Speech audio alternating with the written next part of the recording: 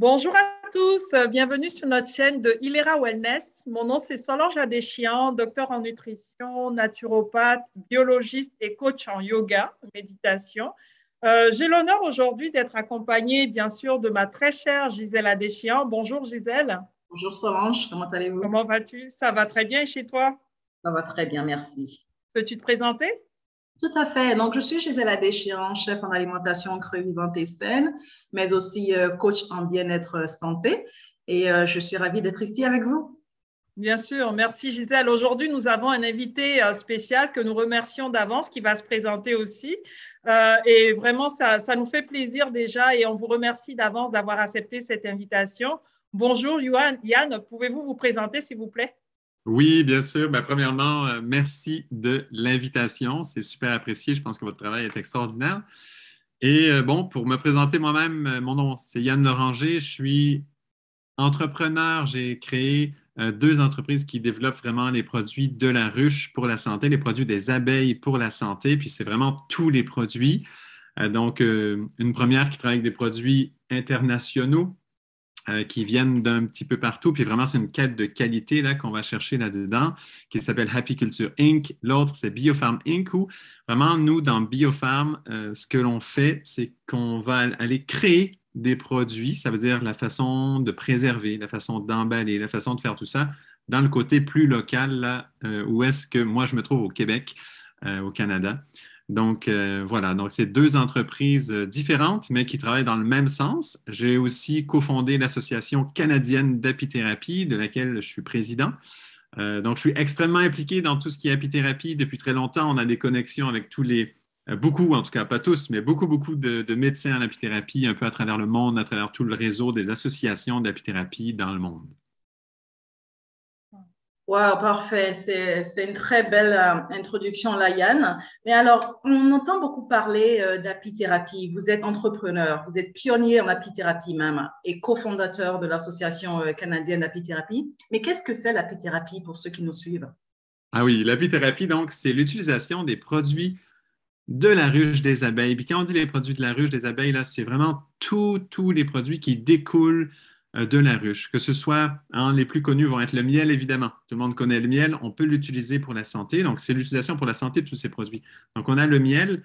Il y a aussi le pollen. Pour ceux qui connaissent le pollen, les abeilles récoltent également le pollen, pas que le nectar. Avec le nectar, ils font le miel. Avec le pollen, elles vont le fermenter légèrement et vont le nourrir pour les bébés, les larves des abeilles et tout. C'est une nourriture précieuse pour elles.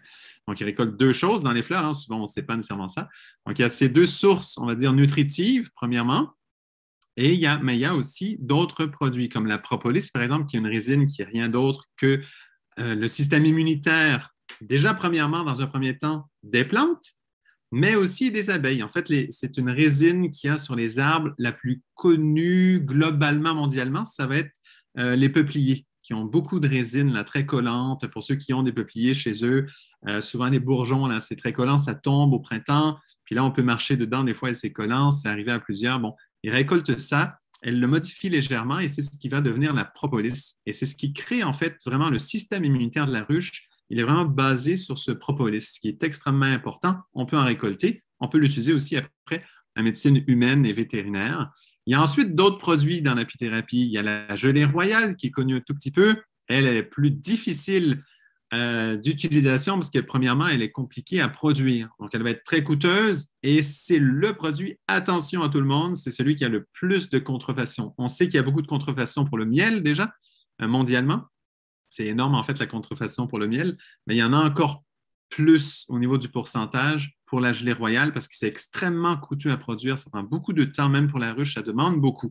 Et c'est un produit précieux à utiliser pour des applications très particulières et vraiment à ne pas prendre à la légère la gelée royale parce que c'est très coûteux, premièrement pour les abeilles, donc dans un souci premièrement écologique, on ne veut pas les épuiser à faire une gelée royale quand on n'en a pas besoin. Donc ça, c'est une petite précision sur la gelée royale, je vais la mettre. Il y a d'autres produits. Il y a le venin d'abeille aussi. Mais le venin d'abeille, dans la plupart des pays, on ne peut pas l'utiliser vraiment. Les injections de venin d'abeille et tout, au Canada, par exemple, ce n'est pas légiféré, ce n'est pas légal de faire ça. Par contre, il y a plein d'applications, que ce soit pour la maladie de Lyme ou l'arthrite ou des différentes choses là, de ce type-là. Il y a plein d'utilités aussi pour le venin. Donc ça, on ne l'a pas beaucoup, donc on ne peut pas l'utiliser vraiment dans la plupart des pays, mais dans certains pays, ça va l'être. On peut penser, par exemple, à Cuba, il y a différents endroits qui vont l'utiliser davantage. En Chine aussi, en Turquie, ils ont un centre de recherche apithérapie très avancé dans un hôpital universitaire, de recherche universitaire. Il y a une branche, toute une aile d'apithérapie où eux, ils font plus de recherche là, incluant le venin. Donc ça, c'est les produits un peu de base, ces 5-là. Il y en a d'autres, je ne vais pas m'étendre trop, mais vous comprenez l'idée, c'est vraiment l'utilisation de ces produits pour la santé. Et dans le monde de l'apithérapie, ça va très loin. Et je me permets de faire une petite parenthèse qui dit, pour moi, quand j'ai connu l'apithérapie, l'utilisation des produits de la ruche pour la santé, donc, eh bien, ça m'a éclairé beaucoup sur le rôle des abeilles à miel. Parce qu'on dit souvent les abeilles pour la pollinisation, c'est important, c'est vrai, mais en réalité, il y a plein d'autres espèces d'abeilles qui pollinisent très bien, donc des espèces indigènes souvent. Et l'apithérapie vient vraiment révéler. Là, ça, c'est un peu nouveau parce qu'il n'y a pas beaucoup de gens qui connaissent l'apithérapie. Mais elle vient vraiment révéler un rôle essentiel des abeilles à miel qui est très, très méconnu. Et plus on plonge dans ce monde, plus on se rend compte que l'échange entre les abeilles à miel et les humains, ça va beaucoup plus loin que juste du miel pour se nourrir comme ça. Le potentiel est immense, surtout dans un temps où l'antibiorésistance, vous en avez sûrement entendu parler, on va dire menace quelque part, on entend souvent parler là. Eh bien, les abeilles ont quelques solutions pour nous, en tout cas à ce niveau-là. Wow. Wow, c'est impressionnant tout ça. Et puis, c'est vrai qu'on dit toujours que l'ignorance est la cause de toutes nos souffrances. Donc, nous, on connaît juste le miel de façon générale, mais comme un professionnel comme vous, c'est intéressant d'entendre parler au fait que finalement, il n'y a pas que le miel ou le pollen ou la gelée royale, mais il y a beaucoup d'autres choses en arrière. Et ça, c'est vraiment quelque chose d'impressionnant et d'assez intéressant. On en parlera un peu vers la fin aussi, ou justement aller prendre ces renseignements additionnels si on a besoin de plus d'informations. Et justement, parmi ces produits, tous ces produits clés, lesquels vous recommandez pour, dans un premier temps, booster notre système immunitaire? Et aussi, quel est l'impact entre ces produits sur le microbiote intestinal, en particulier en cas d'inflammation chronique ou des allergies? Très bonne question. Très, très pertinente. C'est vrai, le système immunitaire, on en parle souvent. Au niveau des produits de la ruche, là, ils sont très différents, hein, ils sont très spécifiques, ils travaillent dans des cases un peu très précises. Quand on dit système immunitaire, il n'y a pas photo, il n'y a pas de doute, c'est vraiment la propolis qui va de l'avant. La propolis, là, c'est une championne absolue du système immunitaire, pas de doute. La gelée royale peut venir certainement en second plan dans des utilisations très spécifiques, souvent quand il y a pas des choses qui tirent dans le temps, mais plutôt des choses très aiguës, hein, des situations très aiguës. Parfois, la gelée royale peut vraiment avoir un impact important, intéressant. Il y a un peu de recherche, mais elle est moins étudiée, la gelée royale, il faut dire, hein, parce qu'elle est trop précieuse, trop coûteuse, donc évidemment, elle est moins étudiée. Donc, il y a possibilité d'utiliser la gelée royale quand il y a des choses plus aiguës. Ça se fait en Roumanie. Là, il y en a des tests de plus en plus qui se font dans ce plan-là. Par contre, vraiment, le champion des produits, là, c'est la propolis. Et donc, la propolis pour le système immunitaire, ce qu'il faut retenir, c'est qu'elle ne fait pas, tu sais, souvent on entend boost du système immunitaire. Et ça, c'est bien, c'est un terme ça passe rapidement, on pourrait dire c'est un peu à la mode, mais il faut savoir que quand on a, par exemple, des maladies auto-immunes, souvent on se fait dire il ne faut pas toucher le système immunitaire, hein, on se fait souvent dire ça. Alors que là, la propolis, elle, oui, elle peut booster quand il le faut, mais on va dire qu'elle est immunomodulatrice. Et donc, on peut en prendre, même quand on dit il ne faut pas prendre rien qui booste le système immunitaire, la propolis, elle, c'est différent, puisqu'elle est immunomodulatrice. Et c'est ce qui fait elle amène l'homéostasie, en fait. Donc, s'il y a besoin de soutenir le système immunitaire qui a un boost, puis vraiment que ça aide l'avant, eh bien oui, la propolis, go, c'est un go, mais aussi, si le système immunitaire doit être ralenti, on va aller chercher l'homéostasie aussi avec la propolis. Donc, on peut toucher dans les deux cas. Et je sais que ça sonne comme si c'était de la magie, là, parce que ça sonne comme trop beau pour être vrai. Mais franchement, les études le démontrent. C'est assez impressionnant, en fait, à quel point la propolis, dans beaucoup, beaucoup de systèmes, va amener l'homéostasie. Et ça, les études ne font que se multiplier sur la propolis. L'intérêt est grandissant réellement. C'est très impressionnant. Et donc, dans plusieurs systèmes, que ce soit pour la protection organoprotectrice, hein, protéger le foie, le système cardiaque, le système nerveux même, pour le diabète. Maintenant, il y a une grande étude qui se fait sur le diabète avec la propolis. Mais ça, c'est des choses qu'on n'avait pas avant. C'est en train de sortir maintenant. Et ce qu'il faut retenir, c'est que ça va toujours amener l'homéostasie. Et donc, s'il faut booster, ça booste. S'il faut calmer, ça calme. Et franchement, les systèmes précis derrière, évidemment, là, on ne peut pas les décrire en 2 minutes. Il faut aller dans nos formations là, pour aller dans ça. Mais voilà, ça, c'est l'idée à retenir. Quand on parle après d'inflammation chronique, si c'est dans le système gastro-intestinal, le système digestif, dans ce cas-là, on va avoir 2 produits. Il y a bien sûr la propolis qui aide, et c'est vraiment maintenant, il y a des études toutes récentes là, qui démontrent vraiment que la prise de, par exemple, propolis et pollen frais congelé ensemble, propolis c'est donc pollen aussi, c'est 2 produits différents. Donc, quand on prend les 2 ensemble, et même séparément aussi, ils ont un effet, mais ensemble, ils sont encore meilleurs, eh bien, on va être capable de régénérer l'intérieur des parois intestinales, et donc l'absorption va être bien meilleure, et évidemment que l'inflammation va aussi se réduire. Et donc, on a 2 produits dans ce cas-là maintenant. Pendant longtemps, on croyait en apithérapie, on disait toujours c'est le pollen frais congelé pour le côté inflammation intestinale. Mais maintenant, on le sait, la propolis joue son rôle. La propolis, c'est un grand anti-inflammatoire en général. On a de l'inflammation dans le système entier, n'importe où. Hein? L'inflammation qu'on veut réduire, la propolis, oui, on y va avec ça, c'est toujours bon. Si on est spécifique dans le système digestif, on va ajouter le pollen frais congelé.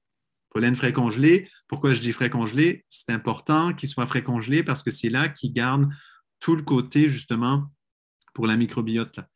Tout cet aspect-là, il faut qu'il soit frais congelé. S'il est déshydraté, là, il n'amène pratiquement rien à ce niveau. Il va garder des protéines, il va garder des minéraux, mais il n'amènera pas l'aide et le soutien au niveau du système digestif, au niveau de la microbiote. C'est vraiment clé, frais congelé. C'est important. Nous, on a développé même un procédé pour le préserver frais congelé dans le meilleur état possible. On a travaillé là-dessus. Nous, on fait de la recherche dans nos entreprises que je nommais là. Donc, on a vraiment développé ça. Donc, pour une qualité exceptionnelle, nous, on est vraiment là. Justement, pour cet effet, c'est un grand problème en inflammation au niveau digestif. Là, c'est énorme. Il y a beaucoup de gens atteints. Il y en a même plein qui n'en ont et qui ne le savent pas. Donc, c'est quelque chose d'énorme. Donc, ça, c'est important. Vraiment, les 2 à ce niveau-là. Au niveau des allergies, qui est encore un autre qui a été mentionné, là, un autre côté, eh bien là, il y a 2 choses différentes. Il y a les allergies au pollen, les allergies saisonnières, les allergies au pollen. Dans ce cas-là, et ça, les études précises pour le démontrer manquent un tout petit peu, mais la consommation de petites quantités de pollen, il y a beaucoup de gens qui l'ont essayé. Moi, j'ai travaillé comme ça avec beaucoup de personnes. On parle de plusieurs dizaines de personnes. Peut-être pas des centaines, là, mais on s'approche de ça quand même. Et vraiment, l'efficacité est assez impressionnante. Il faut prendre des toutes petites quantités et il faut tester. Il faut toujours tester et savoir que le pollen, eh bien, chaque petite couleur ou nuance de couleur qu'on a dans un pot de pollen vient d'une plante différente. Et donc, non seulement il faut tester avec un grain, mais il faut tester chaque fois que c'est une fleur différente. Parce qu'imaginez qu'on est spécialement allergique à une fleur particulière ou un grain de pollen qui est sorti dans la saison où la fleur à laquelle nous sommes allergiques était là, comme ça, en floraison. Eh bien, c'est très possible que même si ce sont des pollens volatiles, eh bien, qui ont été collés sur cette pelote de pollen-là. Et donc, il faut faire attention quand on travaille avec ça. On teste à chaque fois. Donc, on a un pot de pollen. De toute façon, ça dure extrêmement longtemps. Un tout petit pot suffit. Et là, on prend, moi-même, pour les gens qui sont très allergiques, je dis, les petits grains de pollen qui sont tout petits, je dis, essayez un demi-grain pour commencer. Et au début, on le met où? On le met entre les gencives et la langue, en bas. On attend quelques petites minutes et on vérifie. Est-ce que c'est tout rouge et inflammé? Ça veut dire que notre allergie est très élevée. On est mieux de ne pas utiliser ce pollen-là pour vraiment se désensibiliser. Mais sinon, on peut prendre un grain par jour, on se désensibilise. Quand on sent un petit picotement sur la langue ou les lèvres, ça veut dire que c'est notre dose maximale. Surtout, n'en prenez pas plus. Et donc, un grain. Et tranquillement, avec le temps, on peut augmenter la dose. Moi, la moyenne de ce que j'ai vu, ça, c'est de l'expérience. C'est juste avec le temps. Il y en a que ça va plus vite, d'autres moins vite. Mais réduction des symptômes allergiques saisonniers d'environ 50% la première année, 75% la deuxième. Et après 3 ans, il ne reste presque rien. Ça, c'est la moyenne. Pour certains, en 6 mois, c'est terminé. Il y a différents cas. Mais vraiment, il faut être régulier. Par contre, il faut le prendre chaque jour. Ceux qui ne le prennent pas chaque jour, évidemment, les effets vont être beaucoup moindres. Mais cette désensibilisation, franchement efficaces. Ça, c'est des allergies du pollen. Ça, c'est vrai. Effectivement, je confirme parce que j'ai suivi aussi un client là-dessus qui était un enfant justement qui était allergique au pollen. Et effectivement, dans le milieu médical, on utilise ça aussi. Ils appellent ça la désensibilisation justement au pollen. Généralement, c'est sur des périodes, il y a beaucoup d'études scientifiques aussi aux États-Unis qui ont montré, c'est sur des périodes de 5 ans pendant la période de crise, pendant la période de contact avec le pollen. Donc, en gros, au Québec, généralement, si on prend le pollen de bouleau, ça va durer à peu près 1-2 mois. Donc, la personne va prendre, en fait, ce petit grain, justement, qui est de l'ordre à peu près d'une concentration en dessous de 1%, quand même, qui est sous forme de pastille, qu'ils mettent en sublingual. Donc, en dessous de la langue, et puis ça va être tous les jours pendant la période, pendant 2-3 mois, et après, on prend l'année prochaine jusqu'à pendant 5 ans. Effectivement, il y a beaucoup d'études qui ont montré que ça diminuait la sensibilité justement au pollen et puis ça réduisait ses allergies. Et aussi, ce qui est un peu complexe aussi là-dessus, parce que j'ai beaucoup travaillé, étudié là-dessus sur les allergies au pollen, c'est quand c'est un pollen, ça va. Quand c'est 2 pollens, ça va. Mais quand c'est tous les pollens, c'est là que c'est complexe. On n'a pas encore une petite pastille miracle qui combine tous les pollens ensemble pour pouvoir aider à la désensibilisation. Et ça, c'est vraiment quelque chose de formidable. Et c'est là que, malheureusement, dans le système médical, les injections et tout ça embarquent. Et c'est vrai que peut-être aller tester, comme vous dites, plusieurs types de pollen pour voir éventuellement comment se désensibiliser petit à petit. De notre expérience, même si on n'a pas le pollen exact auquel on est allergique, ça fonctionne quand même. Ça, il faut quand même le savoir parce qu'il y en a aussi dans l'air qui finit par se retrouver dessus ou je sais pas exactement le détail du fonctionnement, mais franchement, ça, c'est l'expérience, hein, ce n'est pas les études. Ça va quand même fonctionner. Si on a super, pollen. Ça, c'est une bonne information. Merci. Et Yann, vous avez notamment le pollen que vous produisez, mais quelle est la différence entre ce pollen-là et le pollen que nous achetons communément en grande surface et l'impact sur la santé? Oui, alors, donc, comme je disais, la plus grande différence qu'on va trouver en grande surface, ça va être du pollen en général déshydraté. Beaucoup plus facile pour la manutention. Il faut quand même que les apiculteurs prennent le temps de le déshydrater, mais c'est tellement plus facile à gérer après que c'est ce que l'on trouve en général. Comme je disais, lorsqu'il est déshydraté, il perd plusieurs vitamines et il perd surtout tout le côté pour la microbiote intestinale, ce qui est extrêmement important. Mais non seulement ça, il perd aussi son bon goût. Parce qu'en fait, si vous êtes habitué au pollen séché, qui est quand même, ça va, on va réussir à aimer ça, mais ce n'est pas si évident à aimer. Hein. Honnêtement, au niveau du goût, on peut aimer, mais c'est quand même assez fort. Souvent, les pollens vont être un peu durs. Quand on prend du pollen frais congelé, ça fond dans la bouche. Et c'est comme ça dans la nature. Hein. Quand on le prend frais, c'est frais congelé. C'est comme quand il est frais congelé. Il ne subit aucune dégradation par la congélation. Il n'y a pas assez d'eau dedans pour qu'il se dégrade par la congélation. Donc, vraiment, il est préservé super bien quand il est comme ça. Et donc, ça fond dans la bouche. On a le vrai goût de la plante, le vrai goût de son pollen. Déjà, l'expérience gustative est 1000 fois meilleure. Franchement, c'est incomparable. Et on a plus de propriétés. Et donc, nous, ce qu'on vend, c'est uniquement du frais congelé. L'autre, on ne veut rien savoir parce que dans toutes les études d'aide au niveau santé intestinale, mais aussi santé, par exemple, pour la dégénération maculaire, là, pour la vision, pour toutes sortes de choses, il y a vraiment, ça aide beaucoup plus parce qu'il y a plus de vitamines. Là, c'est une question de vitamines qui va jouer après pour les autres aides, les autres apports. Donc, ça, c'est un côté. Déjà, le fait qu'il est frais congelé, puis donc beaucoup plus nutritif et aussi meilleur au goût. Mais encore, ce qui s'en vient, là, et ça va sortir incessamment sous peu, on attend les résultats d'études, bien, on fait aussi du pollen des monofloraux du Québec. Donc, des monofloraux locaux au Québec, là, évidemment, dépendamment où on se trouve. Ça, c'est quelque chose qui a été commencé, par exemple, en France, ça existe déjà. Nous, au Québec, on ne l'a pas encore fait. On est en train de faire en ce moment même les études sur la valeur nutritive spécifique de chaque pollen monofloraux qui est récoltable au Québec. Et ça sort incessamment sous peu. On travaille avec l'Université Bishop pour ça, là, de Sherbrooke. Et donc, on a les résultats qui s'en viennent et c'est vraiment excitant. Donc, déjà, on va pouvoir après cibler. On va dire, moi, j'ai tel problème, moi, j'ai tel. C'est pour ça qu'on ferait vraiment des formations pour les professionnels de la santé. Parce qu'on a des produits qui sont très spécifiques. Avec les pollens monofloraux, on n'est pas juste dans le pollen en général. On va aller dire, OK, moi, j'ai dégénérescence maculaire, OK, c'est tel pollen. Moi, j'ai, je ne sais pas moi, un problème de la prostate, OK, c'est tel pollen qui va être plus efficace. J'ai différentes choses on va pouvoir cibler beaucoup plus clairement. Et donc, effectivement, il y a eu certaines études pour certaines indications spécifiques. J'ai parlé prostate, dégénérescence maculaire. On a évidemment santé intestinale. Il y a plein d'applications particulières pour la santé. Évidemment, ça prend une formation plus complète que maintenant pour aller dans les détails de ça. Mais sinon, pour le pollen, il faut quand même garder en tête que c'est d'abord et avant tout une source nutritive exceptionnelle. Moi, j'ai un ami du Portugal qui a fait 6 mois à manger que du pollen frais congelé. Parce qu'on le sait sur papier qu'on manque de rien quand on mange du pollen. Tout est là s'il est frais congelé. Et donc, on le sait sur papier, mais personne ne l'avait jamais vraiment testé. Lui, il a fait 6 mois avec ça, avec des tests sanguins avant-après, et tous ses résultats s'amélioraient en fait. Et il a perdu du poids avec ses dents, il a gagné de la masse musculaire, c'était incroyable. Toute sa santé s'est améliorée. Donc, on a des ruches chez soi, on consomme le pollen, on a notre nourriture. Même si tout, disons, là, dans le temps de la COVID, il y a plein de choses qui ont fermé, il y en a qui avaient peur un peu.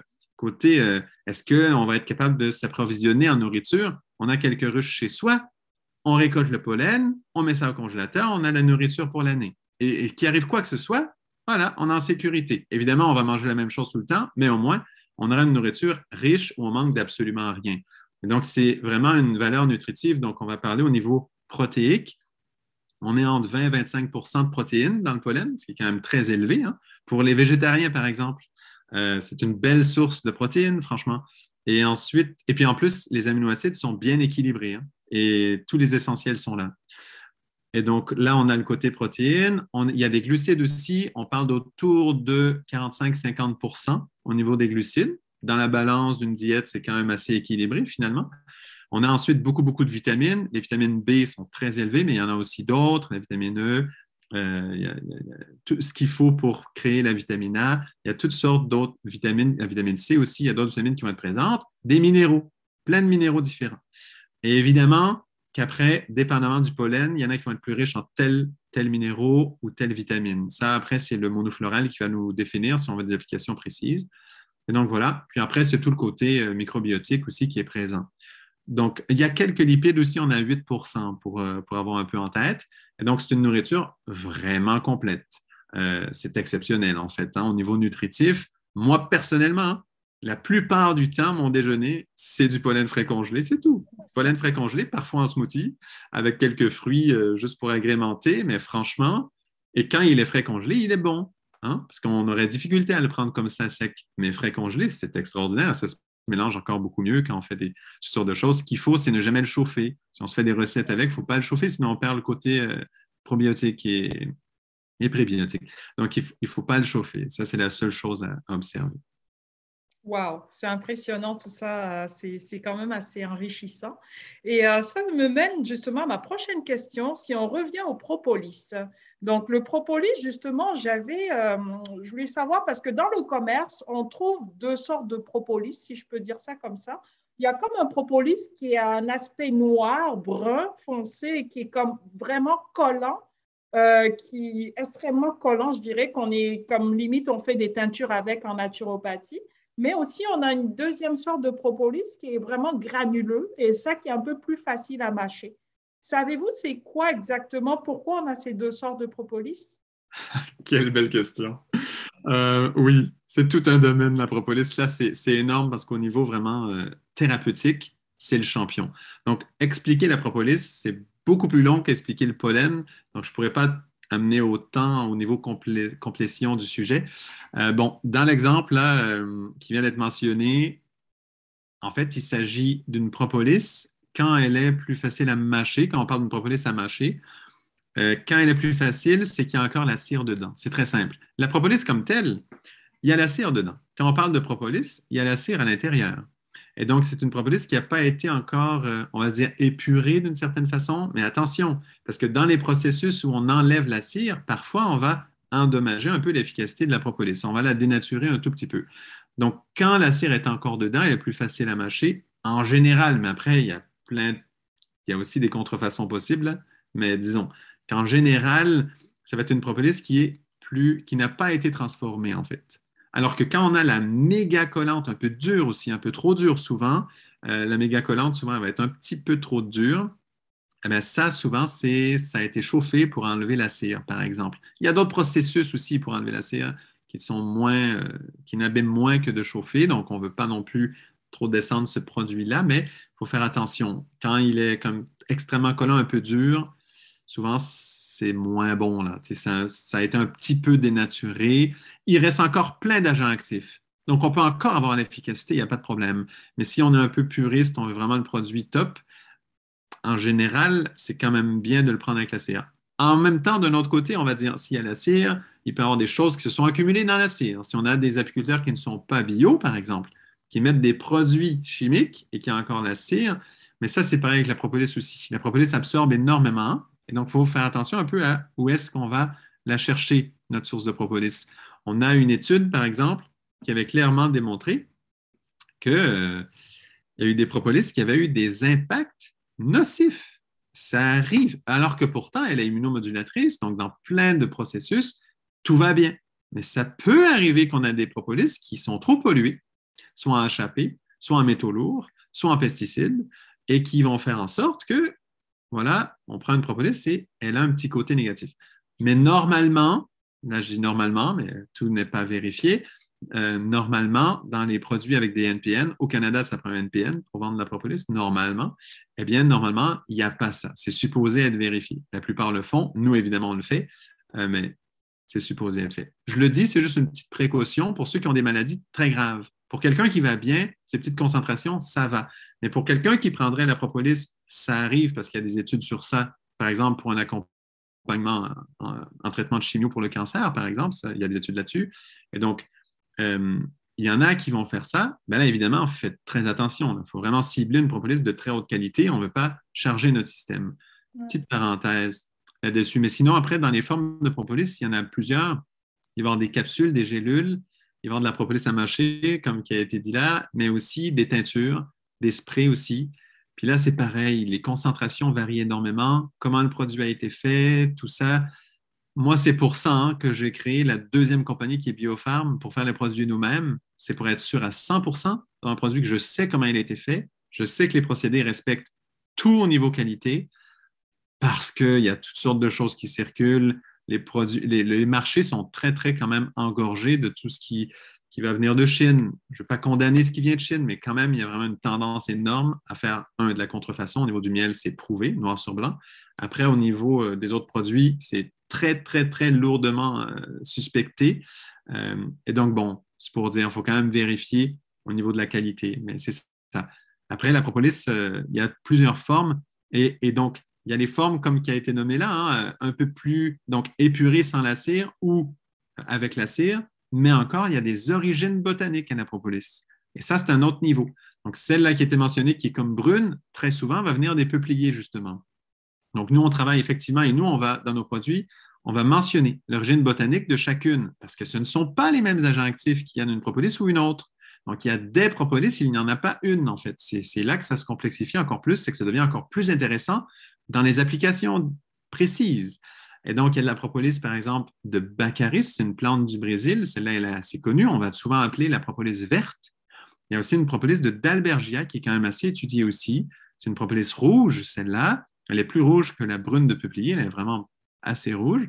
Et donc, ce sont les trois les plus étudiés dans le monde en ce moment. Nous, on travaille avec ces trois-là, différentes, et on fait des produits différents selon les agents actifs, selon les utilisations spécifiques là, pour chacune. Après, ça prend la formation pour aller plus loin, ce serait très long. Wow, c'est impressionnant. Mais justement, Gisèle, je te laisse aller là-dessus. Et en parlant de ça, justement, Yann, est-ce que propolis peut s'utiliser pour prévenir le COVID-19? Ah ben, totalement. En fait, oui. Et il y a eu d'ailleurs un essai clinique sur plus de 140 personnes, si je ne m'abuse, au Brésil, qui a été faite. Là, ça, c'était justement une propolis verte de Baccharis qui a été fait sur celle-là. Et ça a été prouvé noir sur blanc. Et ça, c'était des patients atteints de COVID. Là, on n'est pas dans la prévention, excusez, mais on est quand même, juste pour montrer à quel point il y a de l'efficacité, là, on était dans des patients affectés de COVID-19 hospitalisés.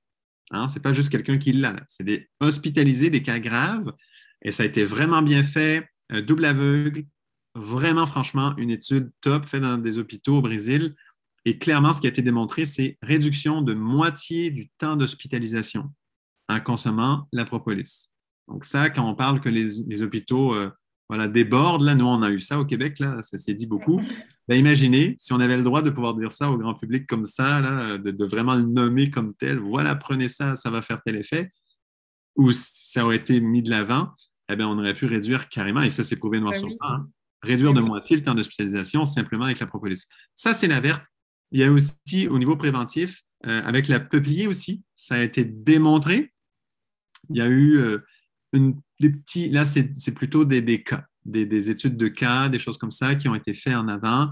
Mais sinon, il y a aussi des reviews, hein, des revues scientifiques qui ont été faites sur les propriétés, comme il y a telle molécule dans la propolis, on va avoir tel effet.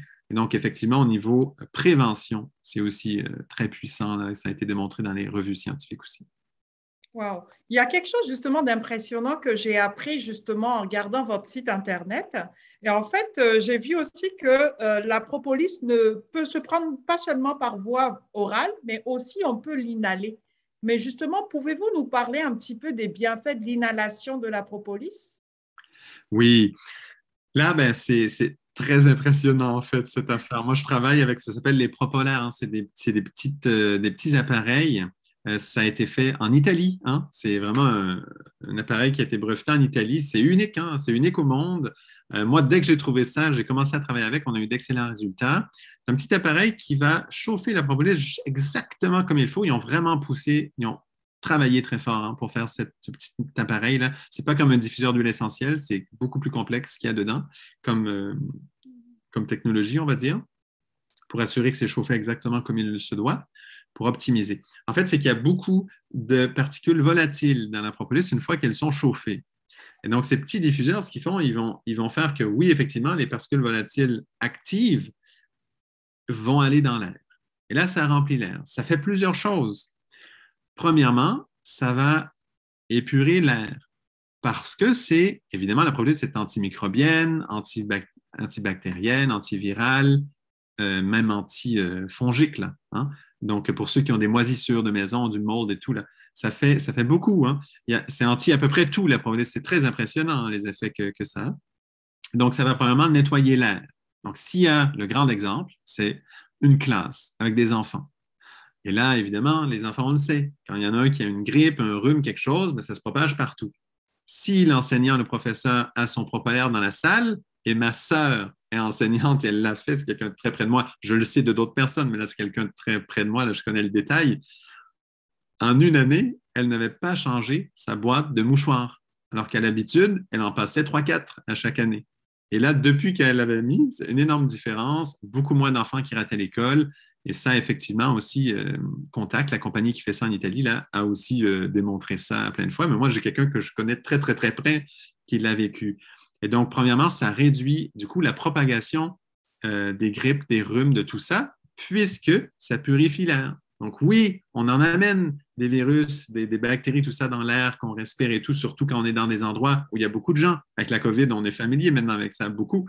Mais là, justement, les propolaires vont réduire, premièrement, ça. Ça, c'est une chose. Ça nettoie l'air ambiant. Voilà. Mais deuxième chose, c'est que quand on la respire, ces mêmes fameuses molécules immunomodulatrices qui ont plein d'actions différentes, honnêtement, et là, il y en a beaucoup. On parle quand même d'environ 300 molécules différentes, hein, donc des actions, il y en a beaucoup. Si on veut le détail, là, ça va être long. Et donc, on les respire, en fait. Et là, elles ont un effet anti-inflammatoire, elles ont un effet, toutes sortes d'effets, en fait, de la propolis qui vont aller agir sur le système respiratoire. Là, c'est vraiment impressionnant. Les échos qu'on a eu de ça, il y en a beaucoup, là. C'est vraiment riche. Wow, impressionnant. Et en fait, justement, avez-vous reçu des témoignages concrets de personnes qui ont des résultats? Donc là, vous parliez justement de l'inhalation de quelqu'un de très proche. Et en fait, c'est des choses qui se passent aussi fréquemment en Italie ou c'est vraiment dans le cas d'une étude particulière? Alors, non, mais ça se fait un peu partout, hein. Des résultats de ça, il y en a eu plein. Il y a quand même, ça commence à être connu, l'inhalation de la propolis commence à être connue de plus en plus. Nous, on est assez unique là, à fournir ça, en tout cas au Canada, là. Et donc, on a de plus en plus de cas. plus c'est connu, plus il y en a. Et les retours sont excellents. Il y a un cas le plus marquant dernièrement qu'on a eu qui était extraordinaire. C'est quelqu'un qui l'a utilisé pour, vous savez, le problème respiratoire qui reste pour les gens qui ont eu la COVID et au niveau des poumons, après, ils ont une difficulté respiratoire. Ouais. Eh bien, cette personne avait exactement ce problème. Elle a utilisé le propolaire. Il y en a un qui a un masque et du coup, on peut respirer directement la propolis qui est comme ça diffusée. Et vraiment, elle sent un soulagement chaque fois. Et ça l'aide énormément. Et elle, déjà pour ça. Donc, un témoignage, là, c'est quelqu'un dans l'Ouest canadien. Super beau témoignage que je ne connais pas, qui arrive comme ça, super beau. Mais ça, c'en est un qui était marquant, parce que c'était dans un moment de panique au niveau de la COVID, là, donc c'était très marquant, mais il y en a plein d'autres. Moi, mon premier super beau témoignage avec ça, c'était une enfant qui avait des bronchites à répétition depuis très, très jeune âge, depuis enfant. Là. Et là, à ce moment-là, elle avait, je crois, 3 ans, je ne sais plus exactement, mais très jeune. Elle a utilisé les propolaires. Et d'ailleurs, hein, l'hôpital ne savait plus quoi faire avec. Honnêtement, elle a essayé plein de trucs, ne savait plus quoi faire avec. Elle a essayé les propolaires. En 3 semaines, son cas était fermé. Son dossier était clos. Extraordinaire. Ça fait tellement du bien à entendre. Là, on était tout heureux. Mais des cas comme ça, il y en a quand même beaucoup. En général, s'il y a un problème respiratoire, je dirais pas tous les problèmes respiratoires, mais même l'asthme, ça va aider. Hein. Ça aide pour beaucoup, beaucoup de choses. C'est très rare un problème respiratoire où le propolaire n'aura pas d'effet grâce à la richesse des molécules, en fait, qui sont diffusées. Et c'est super intéressant, le détail des molécules qui sont diffusées à différents moments, parce qu'une capsule va durer 122 heures. Et donc, à travers ces 122 heures, eh bien, il y a des molécules qui vont être relâchées au début du cycle, d'autres plus au milieu, d'autres plus à la fin. Et tout ça a été étudié, montré, démontré. Il y a les graphiques de ça, c'est super bien fait. C'est franchement impressionnant le travail qu'ils ont fait avec ça. Oh, ça me rappelle un petit peu, c'est vraiment 2 choses séparées, mais en naturopathie, on utilise aussi le bol d'air de Jacquier, qui est aussi, en fait, ouvrir la capacité respiratoire justement pour s'oxygéner de façon optimale, et notamment en cas de stress ou en cas de maladie respiratoire. Et ça me rappelle un petit peu cet appareil-là, le propolaire, en fait. Oui. Excellent. Wow, c'est très intéressant, Yann. Et tout ceci, ça donne envie de savoir un peu plus, hein, de vous contacter. Et justement, moi, j'ai envie de savoir comment vous contacter, avoir accès à tous ces beaux produits dont vous nous avez parlé aujourd'hui. Ben, moi aussi. Comment on fait pour vous contacter? Alors, il y a plusieurs moyens. Bon, premièrement, le site web, c'est happycultureinc.com. Donc, happy comme joyeux, cultureinc.com. Ensuite, on a une adresse courriel, bien sûr, c'est info@happycultureinc.com. Et puis, même par téléphone, c'est possible. Il y a Isabelle qui fait un service à la clientèle vraiment impressionnant. On est quand même encore une entreprise qui n'est pas si grande. On arrive à se le permettre de faire un suivi clientèle impressionnant et je suis très sincère là-dessus. Si vous osez appeler, ben, sachez que vous aurez un service assez hors pair et je ne le dis pas à travers mon chapeau, c'est très réel. Donc, le numéro est le 514-915-2890. Et franchement, là, vous aurez un super service. C'est Isabelle Rabat qui vous répondra. Est-ce que justement vous livrez vos produits, parce que nous, on a une clientèle un petit peu internationale, donc là, vous êtes basé au Québec. Si par exemple, bon, moi, c'est sûr que je vais commander votre pollen frais, ça va être beaucoup plus simple, mais pour quelqu'un qui est aux États-Unis, comme Gisèle, ou quelqu'un qui est en France, justement, qui nous regarde, est-ce que vous avez la possibilité de pouvoir transférer, envoyer ces produits à distance? Alors, sur le site web, pour l'instant, ce qui est possible de faire, c'est commander Canada-États-Unis. Okay. Pour le reste du monde, si vous nous contactez, on le fait, c'est certain. Donc, soit par courriel, etc., on peut s'organiser. Il n'y a pas de problème, là, on peut envoyer partout. On n'a pas le site web pour le moment qui le permet d'envoyer partout, mais simplement contactez-nous. Et comme ça, en plus, vous pourrez avoir un petit conseil client. Là, si vous avez des choses particulières, on vous trouvera le pollen qui vous convient particulièrement. On trouvera différentes choses. On a encore pour l'instant le luxe, en fait, de suivre les gens très bien. Donc, voilà, vous profiterez de ça. C'est ça, exactement. Merci beaucoup Yann. Je pense que c'était la dernière question. Très bel entretien en tout cas. Merci beaucoup d'avoir participé. Et merci à vous, cher public, d'avoir été là pour nous regarder. Et n'hésitez pas à laisser vos questions en commentaire en dessous de cette vidéo pour Yann, si vous en avez. On pourra toujours faire un suivi avec ça. Et n'hésitez pas à liker cette vidéo si vous l'avez appréciée et à mettre en place vos notifications pour être au courant des prochaines vidéos. Donc, sur ce, merci beaucoup à tous et merci Yann, merci Solange. Merci, merci. Merci beaucoup, merci à vous. Prochaine vidéo.